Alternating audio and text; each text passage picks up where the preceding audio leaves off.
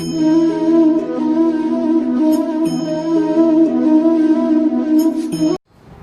કે બચાવ પાર્ટી મોજમાં 10માના રિઝલ્ટ આવી ગયા. એ ધડબડાટી બોલાવી છે ને કાં કાલે તો કેટલાકને થોડાક ઓછા આવ્યા છે, પણ મોટા ભાગના બધાને જોરદાર રિઝલ્ટ આવેલા છે. ઓછા આવ્યા છે તો થાય એવું, કારણ કે એક રિઝલ્ટ કોઈ તમારી કારકિર્દી નક્કી નથી કરી શકતું, અને એ રિઝલ્ટથી કોઈ વસ્તુ પ્રૂવ નથી થતી કે તમારું લેવલ કેટલું છે, તમે કેવા છો.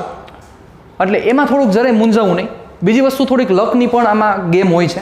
ઘણીવાર લક સાથે ન હોય, કારણ કે પેપર ચેકર્સ હોય છે. પેપર ચેકર્સ ચા પીતા પીતા બધા પેપર ચેક કરતા હોય સાહેબ, અને મન થાય એમ ધડબડાટી ઉઠતા હોય, કારણ કે અમે તો જોયેલું છે આ બધું રિયલમાં. એટલે બની શકે કે તમને જેટલા માર્ક્સ મળવા જોઈએ, જેટલું જસ્ટિફિકેશન મળવું જોઈએ સાહેબ, એ તમને ન મળે. બરાબર? એટલે જરાય એમાં મૂંઝાવાની જરૂર નથી. જે રિઝલ્ટ છે એ રિઝલ્ટને બિરદાવો, અને નવા જોશ સાથે, નવા ઉમંગ સાથે, નવી તાકાત સાથે સાહેબ આજે આપણે આગળ વધવું છે. અને જે આપણો આ 15 દિવસનો જે સિલસિલો ચાલેલો છે, કે જે એક નદી વેવડાવવાની આપણે જે શરૂઆત કરેલી છે, એ આમને આમ આપણે શરૂ રાખવી છે સાહેબ, ટિલ સપ્ટેમ્બર. જ્યાં સુધી સાહેબ તમારું ફિઝિકલ ચાલુ નહીં કરે ત્યાં સુધી આપણે કન્ટિન્યુઅસલી તમને વિડીયોઝ મળતા રહેશે. તમારું ભવિષ્ય ન બગડે, કારણ કે લેન્ધી સિલેબસ છે અને એ સમજવો જરૂરી છે. એના કારણોસર તમારું ભવિષ્ય ન બગડે એના માટે આપણે કન્ટિન્યુટી આખું આ મેન્ટેન કરવાના છીએ. તો ખાસ આમાં તમે વ્યવસ્થિત રીતે ધ્યાન દેજો. બીજી વસ્તુ, વિધિન 1 વીક, એટલે કે સમજી લો કે 10 દિવસની અંદરમાં આપણે યુટ્યુબ લાઈવ આવવાના છીએ. બરાબર? એમાં 2 વે કોમ્યુનિકેશનથી આપણે એકબીજા સાથે સંકળાશું. 2 વે કોમ્યુનિકેશનનો મતલબ શું થશે? અત્યારે તમે મને સાંભળો છો એ 1 વે કોમ્યુનિકેશન છે, કે હું બોલું છું ને તમે સાંભળો છો. પણ 2 વે કોમ્યુનિકેશનમાં શું થશે કે 2 વે કોમ્યુનિકેશનમાં લાઈવ ક્લાસ આખો આપણે ડેવલપ કરવાના છીએ. જે અમારી સાથે સંકળાયેલા હશે અને જે લોકોને સંકળાવવું છે મારો કોન્ટેક્ટ કરી શકે છે. મારો કોન્ટેક્ટ નંબર છે જ બધા મોટા ભાગના પાસે, પણ તેમ છતાં હું એકવાર ફરીથી લખી દઉં છું, 7817802090. બરાબર? આમાં તમે મને રિપ્લે આપજો, તમે અમારી સાથે જોડાજો. તો આનાથી ફાયદો શું થશે, 2 વે કોમ્યુનિકેશનનો મતલબ શું છે એની નાનકડી ચર્ચા કરીને પછી પાછા આપણે આપણા ટોપિક ઉપર વહી જઈએ.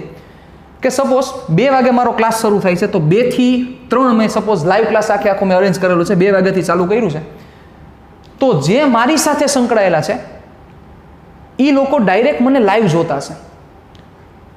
હવે એમાં સપોઝ 2 ને 10 વાગે હું જે ચર્ચા કરું છું, 2 ને 10 વાગે હું ચર્ચા કરું છું, એ ચર્ચામાં કોઈને ખબર ન પડી, મીન્સ કે કંઈક નવો વિચાર આવ્યો, તો એ વ્યક્તિ શું કરશે, ડાયરેક્ટ મને મેસેજ કરશે. એ મેસેજ મને મળશે લાઈવ ક્લાસમાં, લાઈવમાં મને મળશે. એટલે એ મેસેજ હું જોઈશ અને એનો મેસેજનો જવાબ ડાયરેક્ટ સીધો એને મળશે. મતલબ કે એને પૂછેલો જે પ્રશ્ન છે એ પ્રશ્નનો જવાબ ડાયરેક્ટ એને મળશે સાહેબ.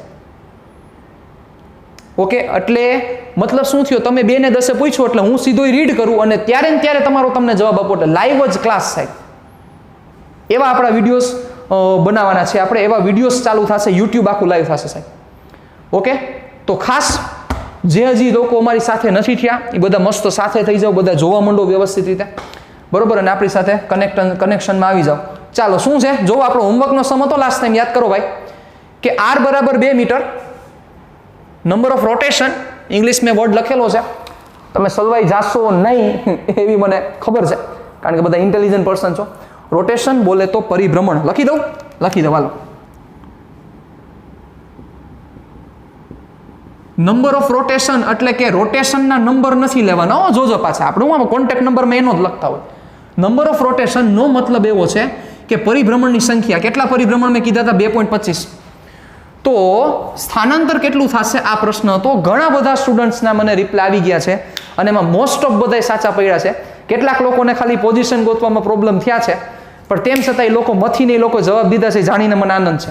ઓકે, ચાલો. તો હવે આપણે શું કરવાનું છે સાહેબ? સ્થાનાંતર ગોતવાનું છે, પણ 2.25 હલવાડ્યા હતા આપણને કે સાહેબ 2.25 રોટેશનનો મતલબ શું થશે.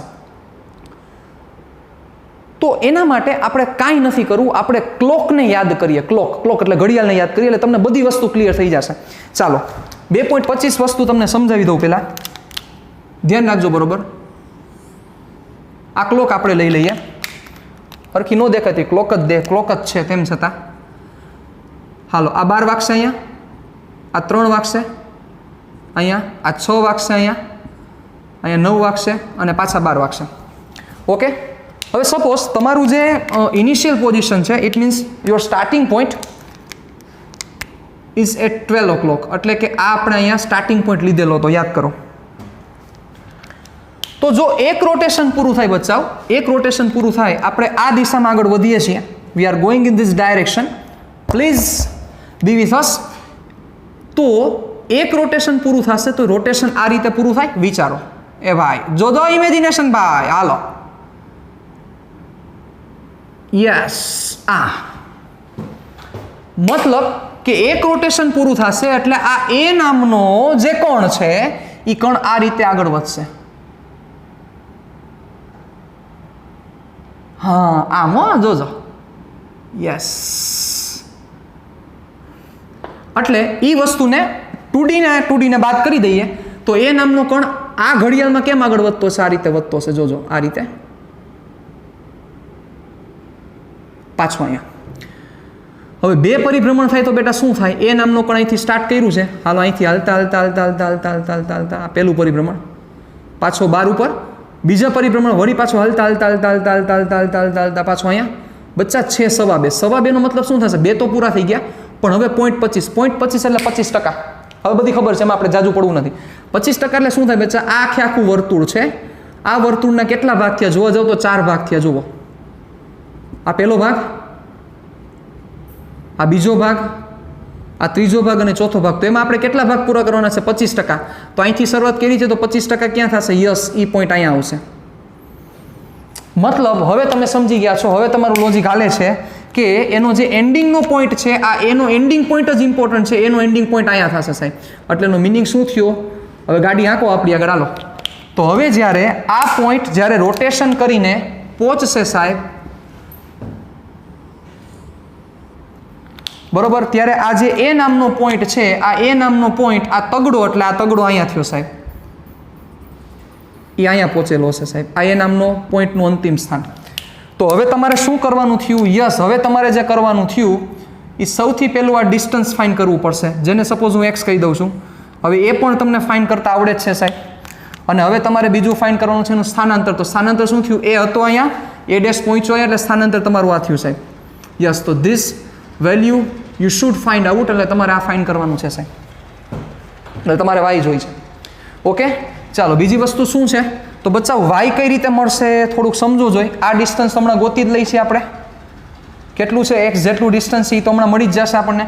કઈ રીતે કર્યું તું યાદ કરો, જેને નથી ખબર એ જે આગલો વિડીયો જોજો, એમનેમ કન્ટિન્યુ ન થતા કઈ રીતે કર્યું તું યાદ કરો. એક પરિભ્રમણ એટલે 2πr. ચાલો, એક પરિભ્રમણે કેટલું થશે? તો કે 2πr. આપણે કેટલા પરિભ્રમણ છે બચ્ચા? 2.25 પરિભ્રમણે કેટલા થશે? હાલો વેલ્યુ મૂકો એટલે આપણો આન્સર આવશે. શું આવશે બોલો? 2πr ગુણ્યા 2.25 ભાગ્યા 1. વેલ્યુ મૂકો 2π, r ની વેલ્યુ છે 2 મીટર. 2.25 2.25 દુ 4.5, 4.5 દુ 9, 4.5 ગુણ્યા 2 એટલે 9, એટલે થયા તમારા 9π. ચાલો, એટલે આ વેલ્યુ મળી ગઈ કે જે તમારો x છે, અહીંયા આપણે x લખી નાખીએ. રેડી? એટલે x ની વેલ્યુ થઈ તમારી 9π. ચાલો, હવે શું બાકી y? હવે બાકી તમારે y જોઈએ છે. તો જોવો તો બચ્ચાઓ, આ તમને x મળી ગયો છે, તમારે y જોઈએ છે. મગજ હાલે છે? તો તમારા આગળ આ વેલ્યુ તો છે જ, કેટલું થાય? તો કે r થાય. તો સાહેબ આ y ની કિંમત શું થાય? પાયથા બાપા યાદ કરો, હાલો. તો શું થશે? Yes, you are going in right direction, that is y square is equal to r square plus X square. Therefore y is equal to under root r square plus X square.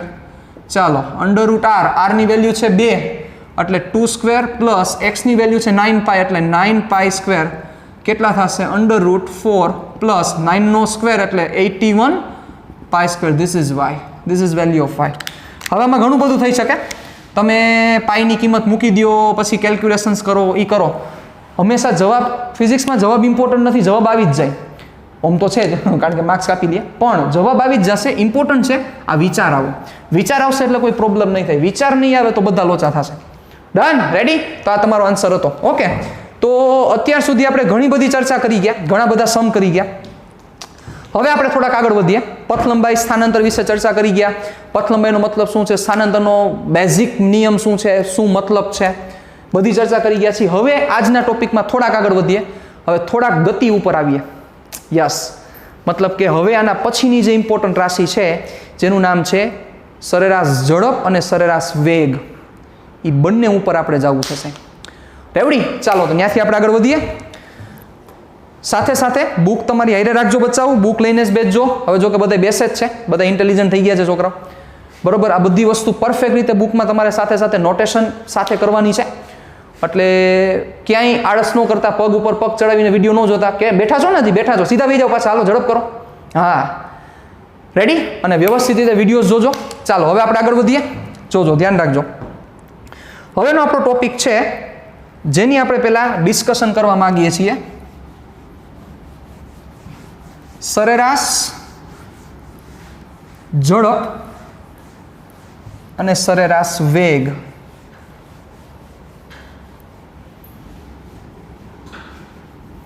ચાલો, ખૂબ જ important એક topic છે. એમાં આપણે સૌથી પહેલા સરેરાશ ઝડપ ઉપર આપણે આખી ડિસ્કશન કરી લઈએ. ચાલો ધ્યાન રાખજો.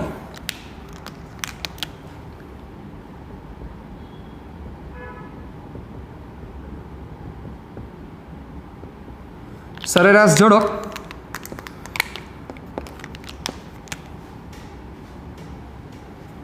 એટલે કે બીજા શબ્દોમાં ઇંગ્લિશમાં એને કહેવાશે એવરેજ સ્પીડ. ઓકે, સરેરાશ ઝડપ. ચાલો, તો સરેરાશ ઝડપ ની મહત્વતા શું છે, પેલો પ્રશ્ન આપણને થવો જોઈએ. તો જો સિમ્પલ જોવા જઈએ તો રૂટીન લાઈફમાં જે તમે ગાડી હાંકો છો, ગાડી ઉપર બેસી ગયા તમે, 40ની સ્પીડથી ગાડી હાલવાનું ચાલુ થયું, તો શું બેટા તમે એવું માનો છો કે તમે 40ની સ્પીડ ઉપર ગાડી હાંકતા હોય એટલે દર સેકન્ડે એક્ઝેક્ટ 40 ઉપર આવતી હોય? Exact, there is no difference in the speed when you are on driving. પડે કે ન પડે? હા, પડે જ ને. ઇન્ડિયામાં સૌથી વધારે પડે. માંડ હજી લીવર માર્યું ત્યાં બમ્પર આવે, માંડ લીવર માર્યું ત્યાં ખાડો આવે, અને બધું હરખું હાલતું હોય તોય કોઈ દી ન હાલે, કારણ કે રસ્તા જેવા ન હોય. ક્યારેક 40 થાય, ક્યારેક 38 થાય, ક્યારેક 39 થાય, ક્યારેક 41 થઈ જાય. તેમ છતાં તમે સપોઝ માની લ્યો સારામાં સારો આપણો રોડ લઈ લ્યો રાજકોટનો, કે જ્યાં બમ્પર છે જ નહીં, 150 ફૂટ રિંગ રોડ હાલો, બરોબર, જ્યાં બમ્પર છે જ નહીં, એના ઉપર તમે ગાડી હકાવો છો, એમાંય સપોઝ તમે એક્ઝેક્ટ 40ની સ્પીડ આંકો છો, તો શું એક્ઝેક્ટ 40 હોય બચાવ? દર સેકન્ડે એક્ઝેક્ટ 40 હશે? તમે સમજો છો હું તમને શું કહેવા માંગુ છું? નો હોય. શું કારણ છે? કાંઈક તો વેરિએશન્સ આવતું જ હોય. પણ સપોઝ તમે સ્કૂલેથી ઘરે પહોંચ્યા, જો તમે એક્ઝેક્ટ પરફેક્ટ એ સ્પીડ ઉપર જ હાલતા હોય તો તમે કાપેલું અંતર પ્રમાણે તમે ડાયરેક્ટ એમ કહી દેશો કે યસ સર, મારી સ્પીડ આ હતી. એક્ઝેક્ટ એ સ્પીડ, મતલબ કે સપોઝ 40ની સ્પીડે જાઓ છો તો તમે જેવા ઘરમાંથી બહાર નીકળ્યા અને ગાડી ઉપર બેઠા એટલે એક્ઝેક્ટ તમારી 40 આવી જવું જોઈએ. કોઈ દી આવે, કોઈ દી ન આવે. પહેલા 0 40 પહોંચવું પડે, લીવર મારવા પડે, એટલે એ પહેલા શક્ય ન થાય. મતલબ કે તમારી ગતિની જે શરૂઆત છે એ શરૂઆતમાં જ ઝડપ ફરી જાય છે. ગતિની જે શરૂઆત છે એમાં જ ઝડપ ફરી ગઈ. શું કામ ફરી? શરૂ કર્યું હતું 40થી, તમારે પહોંચવાનું છે, શરૂ કર્યું હતું 0થી, તમારે ચાલુ કરવાનું હતું 40થી, તો ડાયરેક્ટ 40થી ચાલુ જ ન થાય ને, પહેલા વિચારી લો. એટલે સમજો છો હું તમને શું કહેવા માંગુ છું. પણ આ બધાના અંતે તમે સરેરાશ ઝડપનો બહુ મોટું ઇમ્પોર્ટન્સ તમે વિચારો છો તમારી લાઈફમાં. જેમ કે વિચારી લો કે સપોઝ એક વસ્તુ આપણે ચર્ચા કરીએ કે સપોઝ તમે રાજકોટથી અમદાવાદ જવા માંગો છો. ઓકે, રાજકોટથી તમારે અમદાવાદ જવું છે, તમારા રિલેટિવની ઘરે જવું છે. તમે રાજકોટ 9 વાગે સવારના પોરમાં તમે ગાડી ઉપાડી તમારી, ઓકે, અને અમદાવાદ તમે સપોઝ કેટલા વાગે પહોંચ્યા? તો કે 1 વાગે પહોંચ્યા. આપણે આ બે વચ્ચેનું ડિસ્ટન્સ કેટલું લઈએ? 250 કિલોમીટર લઈ લઈએ. ચાલો, ઓકે, કેટલી કલાક થઈ તમને? તો કે તમને કલાક થઈ 9 ને 3 12 અને 1 બીજા, એટલે ટોટલ 4 કલાક થઈ તમને. 4 કલાકમાં 250 કિલોમીટર તમે અંતર કાપ્યું. તો વિચારો તમે 4 કલાકમાં 250 કિલોમીટર અંતર કાપ્યું. હવે તમને કોઈ ઝડપ કહે તો ઝડપ વિશે તમે જાણો છો, તો તમે શું કહેશો? અંતરના છેદમાં સમય 250/4 કલાક. તો હવે આ વસ્તુને આપણે આઈડેન્ટિફાઈ કરીએ, ભાગાકાર કરીએ તો શું થશે? 4 × 6 = 24, 4 × 2 = 8, કેટલા વધશે? 2, 4 × 5 = 20, 62.5 થશે. બરોબર, km/h. સપોઝ આવું આવ્યું તો આ 62.5 km/h છે. તો શું કહે? દર કલાકે 62.5 કિલોમીટર હોય? કલાક નહીં, આ તો દર સેકન્ડની વાત થાય. શું દર સેકન્ડે 62.5 હોય? નો હોય. શું કામ? સપોઝ તમે 9 વાગે નીકળ્યા તો રાજકોટના ટ્રાફિકમાંથી નીકળતા હોય ત્યારે તમારી સ્પીડ ઓછી હોય, તમે એટલી 60 પહોંચી ન હોય, બની શકે ને? તો એ કલાકમાં તમારું ડિસ્ટન્સ ઓછું કાપેલું હોય, મતલબ કે 9 થી 10 વાગ્યાનો જે સમય છે એ ડિસ્ટન્સ તમે ઓછું કાપેલું હોય, બની શકે. રાજકોટમાંથી નીકળતા 9 થી 10 નહીં, ચાલો 9:30 રાખો, 30 મિનિટ થઈ તમને રાજકોટમાંથી નીકળતા, તો એ ડિસ્ટન્સ તમે ઓછું ટ્રાવેલ કર્યું, તમારી સ્પીડ ઓછી હોય. પછી 9:30 થી તમે ડ્રાઇવિંગ કરવાનું ચાલુ કર્યું તો તમે 100 કિલોમીટરમાં બહુ તાકાતવાળી ડ્રાઇવિંગ કર્યું, કાંઈ વચ્ચે કાંઈ નડ્યું જ નથી, તો ત્યાં તમારી સ્પીડ થોડી 62.5 હોય? ન હોય. ત્યાં સ્પીડ તમારી કેટલી હશે? તો કે વધારે હશે. ત્યાં તમે 100 ઉપર ગાડી હાંકતા હોય, 120 ઉપર ગાડી હાંકતા હોય, 4 વ્હીલ છે તો તમે જેવી 4 વ્હીલની તાકાત એ પ્રમાણે હાંકતા હોય. વળી પાછું મગજ આખું ત્યાંથી તમે પાછા આગળ વધો છો તો વળી ક્યાંક લીમડી તમે ઉભા રહ્યા, લીમડીએ તમે નાસ્તો કર્યો, ચા પાણી નાસ્તો કર્યો, તો એ જે ચા પાણી નાસ્તો કર્યો એ સમયમાં તો તમારી સ્પીડ 0 જ છે. ત્યાં તો કઈ સ્પીડ જ નથી તમારી. તો આ જે સ્પીડ મળી છે, આ સ્પીડ શું સૂચવે છે? What this speed represents? Try to think about that first. કે આ 62.5 છે એ શું સૂચવે છે? મારો કહેવાનો ભાવાર્થ આ છે, આ વસ્તુને સમજો તમે સાહેબ. તો 62.5 છે એ એવરેજ સૂચવે છે. એવરેજનો મતલબ કે ક્યાંક વધારે સ્પીડ હશે, ક્યાંક ઓછી સ્પીડ હશે, એ બેની એવરેજ, એ 4 કલાકની એવરેજ 62.5 છે. મતલબ કે સરેરાશ રીતે 1 કલાકમાં મેં 62.5 કિલોમીટરનું અંતર કાપેલું છે, એનો મિનિંગ આ છે. સમજો છો? ક્લિયર? તો આ વસ્તુ સમજવાની છે. એટલે સરેરાશ ઝડપની ઇમ્પોર્ટન્સ છે, કારણ કે આપણે રૂટીન લાઈફમાં જે યુઝ કરીએ છીએ બચ્ચાવી સરેરાશ ઝડપ છે. આપણે જોજો, પપ્પા બોલતા હોય, સવારે 9 વાગે નીકળ્યા હતા, 1 વાગે અમદાવાદ પહોંચ્યા, 4 કલાક જેવું થાય છે જનરલી. એટલે સ્પીડ એવરેજ કેટલી થઈ? તો કે 60ની સ્પીડ અમે ગાડી હાંકી. બરાબર, એવરેજ 60 કિલોમીટર કપાય, કારણ કે વચ્ચેથી નાસ્તો કરવાનો હોય, પેટ્રોલ પુરાવાનું હોય, ડીઝલ પુરાવાનું હોય, કે સીએનજી પુરાવાનું, આ કરવાનું હોય, પેલું કરવાનું હોય, એટલે એવરેજ આટલું હાલે છે. તો યસ, એવરેજ ઉપર ગેમ છે સાહેબ. તો હવે આ એવરેજ સ્પીડ એટલે કે સરેરાશ ઝડપ વિશે આપણે ચર્ચા કરવાની છે. તો એની વ્યાખ્યા શું થશે? વ્યાખ્યા તમે ઓલરેડી જાણો જ છો, પણ તેમ છતાં એકવાર હું ચર્ચા કરી દઉં. ચલો, વ્યાખ્યા એની એવી છે કે સરેરાશ ઝડપ એટલે પથ લંબાઈ ના છેદમાં સમયગાળો. શું થશે એની વ્યાખ્યા? એની વ્યાખ્યા થશે પથ લંબાઈ અને સમયગાળાના ગુણોત્તરને સરેરાશ ઝડપ કહે છે. પથ લંબાઈ અને સમયગાળાના ગુણોત્તરને સરેરાશ ઝડપ કહે છે. એટલે એનું સૂત્ર શું થશે? તો સૂત્ર કંઈક આવું થશે, સરેરાશ ઝડપ ઇઝ ઇક્વલ ટુ પથ લંબાઈ ના છેદમાં સમયગાળો. ઓકે, પથ લંબાઈના છેદમાં સમયગાળો ખૂબ જ ઇમ્પોર્ટન્ટ તમારું ફોર્મ્યુલા. એટલે પથ લંબાઈને ટૂંકમાં કહીએ આપણે તો પથ લંબાઈ એટલે કાપેલું કુલ અંતર, કાપેલું કુલ અંતર ના છેદમાં ઈ અંતર કાપવા માટે લાગતો સમયગાળો, જેને આપણે શું નામ દેશું? સરેરાશ ઝડપ. એકમ શું થશે? ચાલો વિચારી લો. સરેરાશ ઝડપનો એકમ શું થશે? તો સરેરાશ ઝડપનો એકમ એવો છે, પથ લંબાઈનો એકમ શું થાય? તો કે પથ લંબાઈનો રેગ્યુલર એકમ વિશે ચર્ચા કરો તો મીટર. ના છેદમાં સમયગાળાનો એકમ શું લઈએ છીએ? તો કે આપણે સેકન્ડ. એટલે પેલો એકમ શું થશે? સરેરાશ ઝડપનો એકમ, પેલો એકમ મીટર પર સેકન્ડ. ઓકે, ચાલો રૂટીન લાઈફમાં આપણે મીટર પર સેકન્ડનો યુઝ નથી કરતા.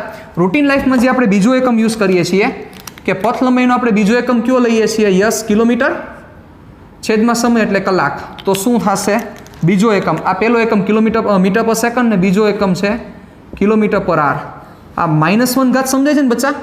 આ h છેદમાં છે, છેદમાં ન લખવું હોય, ઉપર લખવું હોય તો એનો જે પાવર છે આ +1 પાવર છે, ઉપર લઈ જાવ તો એને કયો પાવર લખવો પડે? Minus power. પાવર એટલે ઘાત. ઓકે, એટલે આ જ વસ્તુને આમ પણ લખી શકાય, મૂંઝાતા નહીં કોઈ. આમ પણ લખી શકાય, બે વસ્તુ સેમ જ છે. પણ જનરલ કેસમાં આપણે આ વસ્તુ હવે વધારે યુઝ કરશું સાયન્સમાં, આનો મોટા ભાગનો યુઝ થશે.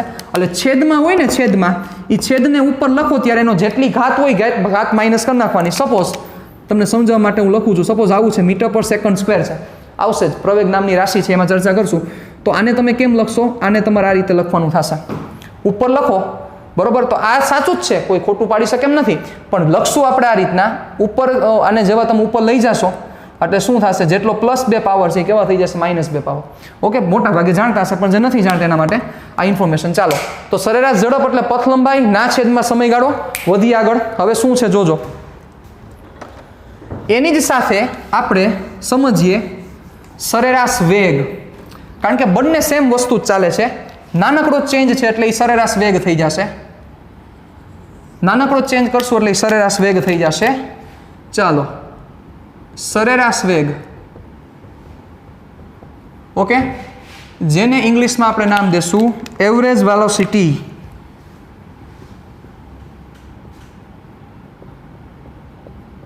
Average velocity. ઓકે, તો શું થશે? બરોબર, ધ્યાન દેજો. બરોબર, સરેરાશ વેગ, એવરેજ વેલોસિટી. તો એની વ્યાખ્યામાં ખાલી નાનકડો જ ફેરફાર છે. વ્યાખ્યામાં તમારે શું કરવાનું છે? પથ લંબાઈ અને સમયગાળાનો ગુણોત્તર નહીં, પથ લંબાઈની જગ્યાએ સમજી ગયા સ્થાનાંતર આવશે. યસ, એટલે સ્થાનાંતર અને સમયગાળાના ગુણોત્તરને સરેરાશ વેગ કહે છે. સ્થાનાંતર અને સમયગાળાના ગુણોત્તરને સરેરાશ વેગ કહે છે. ચાલો, એટલે સરેરાશ વેગ નું સૂત્ર શું થશે? તો કે સિમ્પલ છે, તમારે ઉપર પથ લંબાઈ નથી લેવાની, તમારે લેવાનું છે સ્થાનાંતર. સ્થાનાંતર ના છેદમાં સમયગાળો. ઓકે, તો આ તમારો સરેરાશ વેગનું સૂત્ર થશે. સ્થાનાંતરના છેદમાં સમયગાળો. એકમ શું થશે વિચારી લ્યો. સ્થાનાંતરનો એકમ મીટર પણ હોઈ શકે અને સેકન્ડ, એટલે પહેલો એકમ તો આ જ થશે કોપી, અને બીજો એકમ શું થશે? તો કે કિલોમીટર. સમયગાળામાં લઈએ કલાક. મિનિટનો બહુ ઓછો યુઝ થશે એટલે એમાં આપણે જવાનું થશે નહીં. ચાલો, તો જે મેઇન સૂત્ર છે, એટલે બે એકમ જે અહીંયા છે એ જ એકમ છે. સરેરાશ વેગને બચાવ 2-3 રીતે રિપ્રેઝન્ટ કરાય છે. સરેરાશ ઝડપને નોટેશન નથી, એનું કોઈ નોટેશન આપવામાં નથી આવતું, પણ સરેરાશ વેગનું નોટેશન છે. નોટેશન એટલે એનો સંકેત. તો એનો સંકેત શું છે? તેનો સંકેત છે સરેરાશ વેગ દર્શાવવા માટે પહેલો સંકેત આમ છે. ઓકે, વી એવરેજ. મધ્યકમાં તમે કદાચ આનો યુઝ કરતા, મને યાદ છે ત્યાં સુધી, x બાર. બરોબર, આ પહેલો એવરેજ દેખાડવાનો. ન ખબર હોય તો પણ તમને જાણ કરી દઉં. બીજું છે આ રીતના.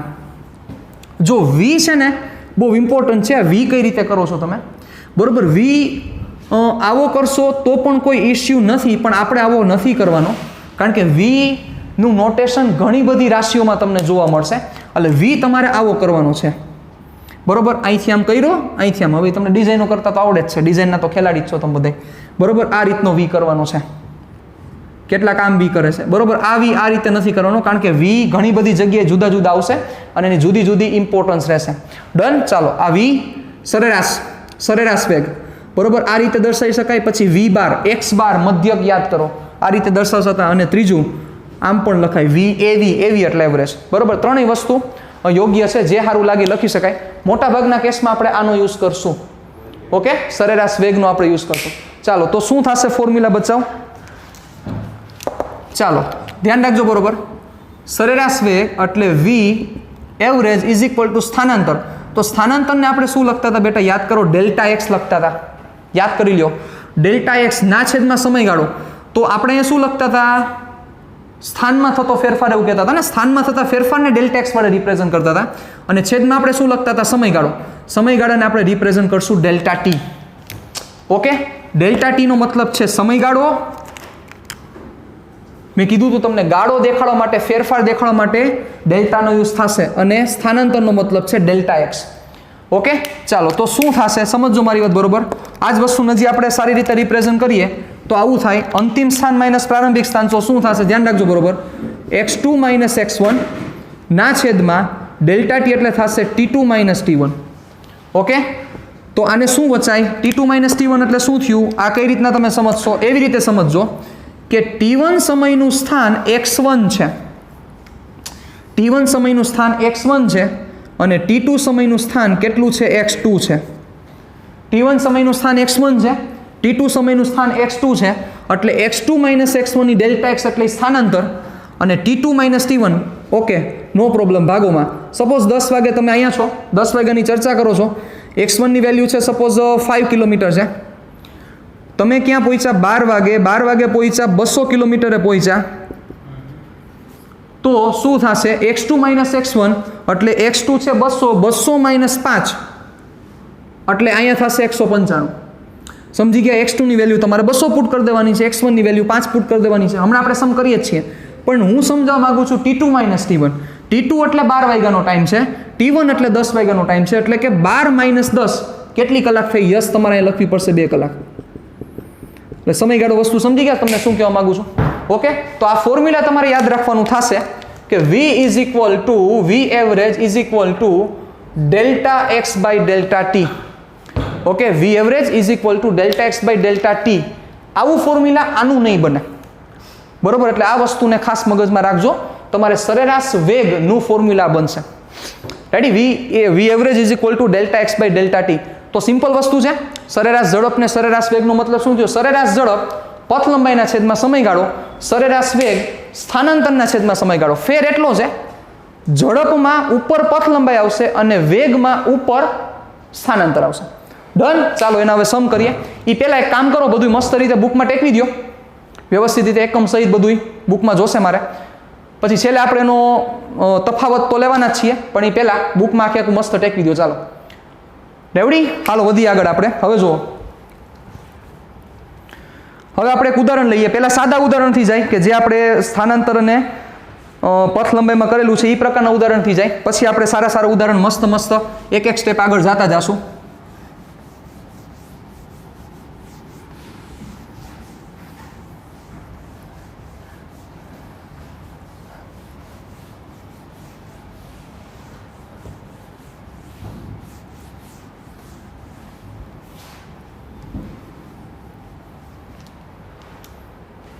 ચાલો જોજો,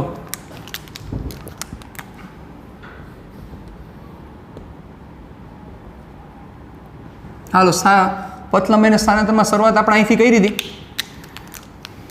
સેન્ટરનો પોઈન્ટ O પોઈન્ટ.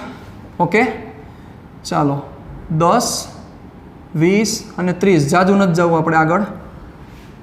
-10, -20, -30. ચાલો, અને ક્યુ બિંદુ કીધું તું બેટા, યાદ કરો, સંદર્ભ બિંદુ. ઓકે, સપોઝ સ્ટાર્ટિંગમાં એ પોઈન્ટ ઉપર છે. ઓકે, કયા સમયે છે, ટાઈમ લખી નાખો, t is equal two 9 o'clock, 9 વાગે અહીંયા છે. ઓકે, ચાલો હવે ગતિ કરતાં કરતાં આપણે બી પોઈન્ટ ઉપર એને લઈ ગયા હતા, યાદ કરો. રેડી, બી પોઈન્ટ ઉપર ક્યારે પહોંચ્યો, કયા સમયે પહોંચ્યો, સપોઝ 10 વાગે ત્યાં પહોંચ્યો. ઓકે, ચાલો હવે ત્યાંથી આપણે યુટર્ન માર્યો તો યાદ કરો.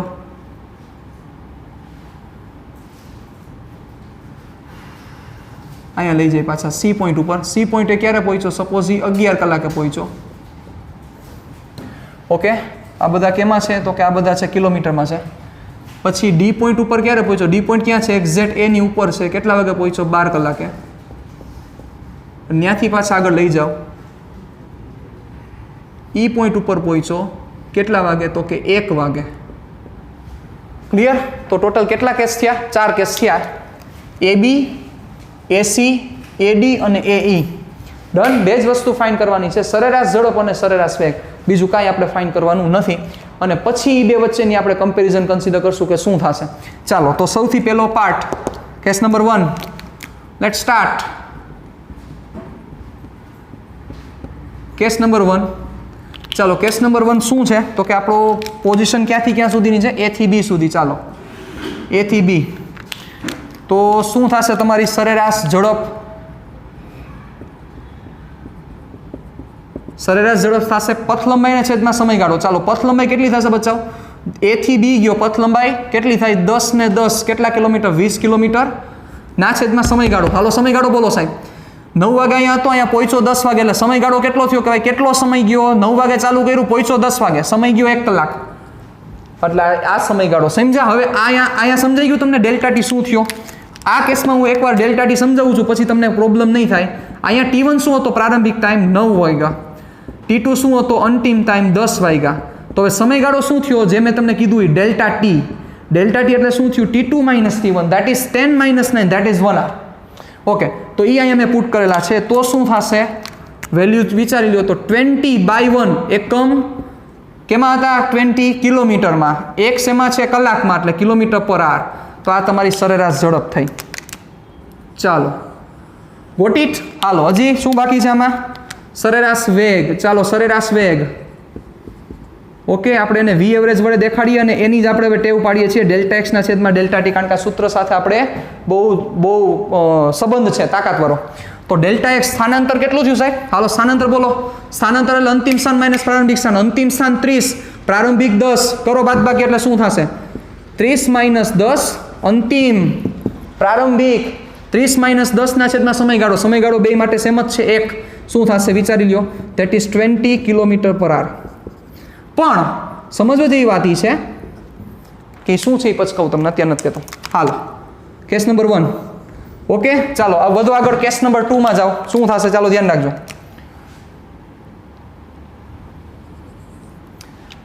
Case number 2.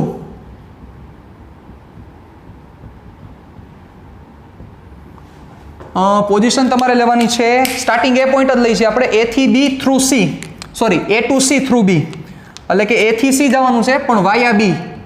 A થી B, B થી C. ચાલો કરો સ્ટાર્ટ. ક્યાંથી સ્ટાર્ટ કરશું? સરેરાશ ઝડપ. હાલો મારી હારે જ રહેજો ભાઈ. પથ લંબાઈ કેટલી થશે બોલો? ચાલો 10 ને 10 આ 20 તો હતી જ, પાછી 10 બીજી કાપી એટલે કેટલી થઈ? તો કે 30. 30 ના છેદમાં સમયગાળો. પહોંચ્યો કેટલા વાગે હતો? 9 વાગે અહીંયા હતો એ ઉપર.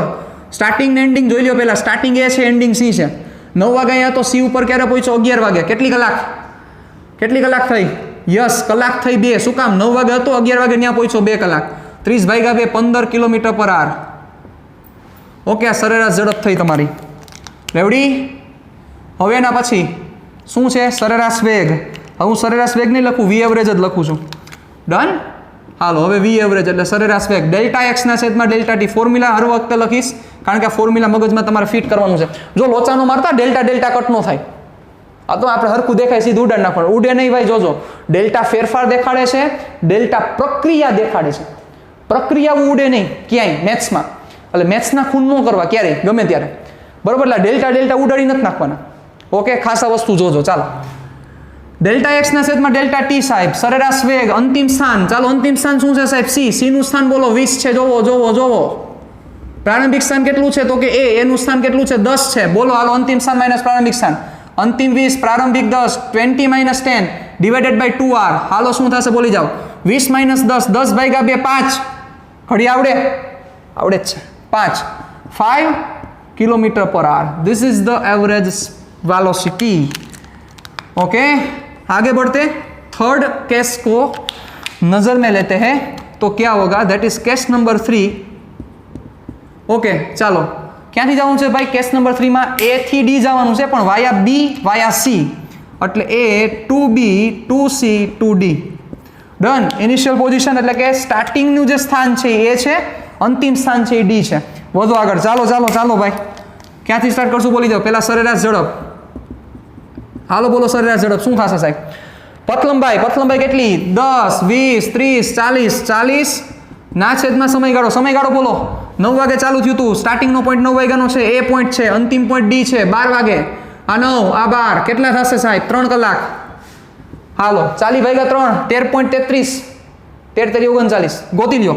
કેલ્સી યુઝ કરી શકો છો પણ નહીં કરવાનું સાહેબ. JEE માં આપણે એક્ઝામ દેવાની છે તો કેલ્સી બને એટલો ઓછો યુઝ કરો. મગજનો એક કષ્ટ આપો. અહીંથી સીધા ભાગાકાર કરો. ભાગાકાર આમ કરાય. જુઓ 3 એકુ 3, એક વધશે અહીંયા બાજુમાં મીંડું ઉતારી લો એટલે 10. 10 ભાગ્યા 3 એટલે કેટલા થશે? 3 તેરી 9. પણ એક વધશે, એક હારે ભાગ નહીં એટલે પોઈન્ટ 33. હવે આમ કર્યું ભાઈ, બીજું કાંઈ નથી કર્યું. રેડી?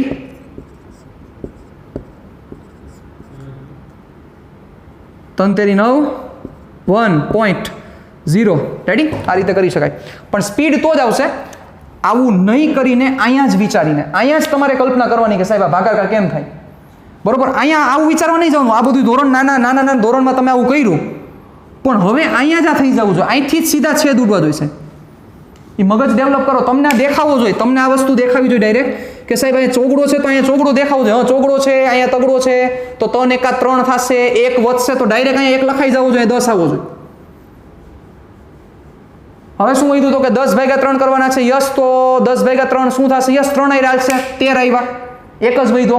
હવે એક આઈ નહીં હાલે તો શું કરવું પડે? હવે પોઈન્ટ લેવો પડે. અહીંયા મગજમાં વિચારો સાહેબ, આ વિચારવાનું છે તમારે, તો સ્પીડ આવશે. વાર લાગશે, ડાયરેક્ટ નહીં આવે, પણ એ લઈ આવવાની છે.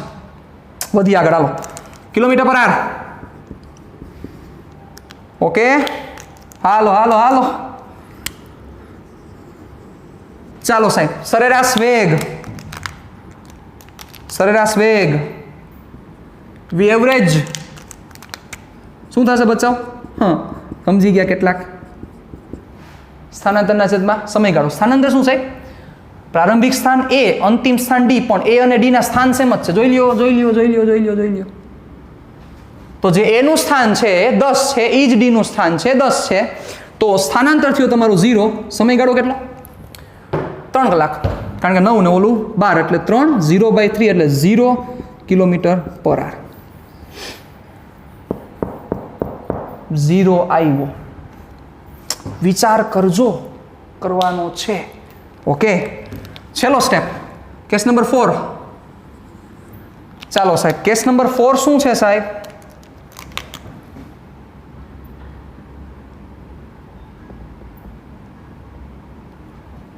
કેસ નંબર 4 ક્યાંથી ભાઈ? A થી E જવાનું છે, પણ રસ્તો કયો લેવાનો છે? Yes, A to B to C to D to E.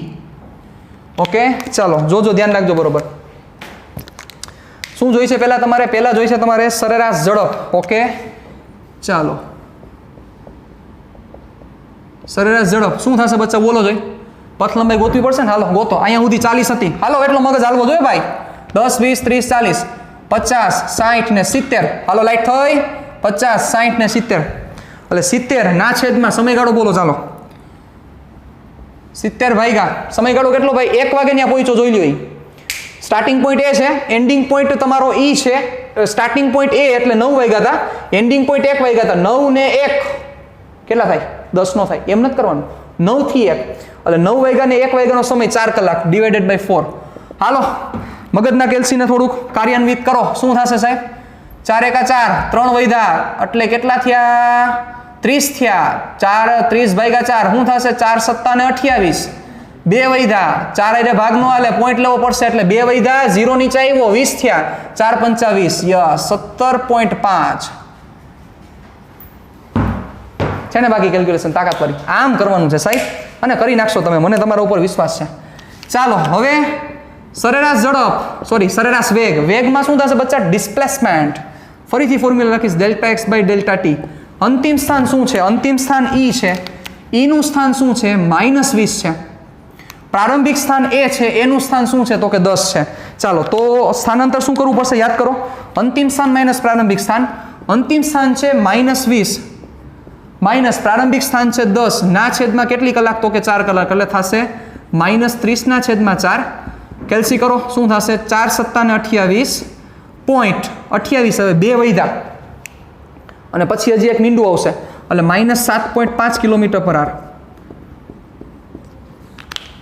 હવે આજનું જે તમારું હોમવર્ક છે એ હોમવર્ક બહુ ઇમ્પોર્ટન્ટ છે, કારણ કે આજનું ખૂબ મોટું તમને હોમવર્ક આપવાનું છું. આ ચારેય કેસમાંથી પહેલું તમારું હોમવર્ક એ છે, તમારે પથ લંબાઈ અને સ્થાનાંતર, એ તો આપણે કરી ગયા. તમારે સરેરાશ ઝડપ અને સરેરાશ વેગ વચ્ચેનો તફાવત લખીને મને દેવાનો છે, કે જેવો તફાવત મેં તમને પથ લંબાઈ અને સ્થાનાંતર માટે લખીને આપ્યો હતો. એટલે આજનું પહેલું હોમવર્ક એ છે તમારું, તમારે મને સેન્ડ કરવાનો છે કોના વચ્ચેનો તફાવત? સરેરાશ ઝડપ અને સરેરાશ વેગ વચ્ચેનો તફાવત, આ પહેલું હોમવર્ક. ઓકે, અને સાથે સાથે તમારે વિચારવાનું છે, એમને લખી નથી નાખવાનું શું બધી વસ્તુ કહેવા માંગે છે, આ બે વચ્ચેનો ફેરફાર શું કહેવા માંગે છે, બેનો તફાવત શું છે, એ લખો ત્યારે વિચારો સાથે સાથે.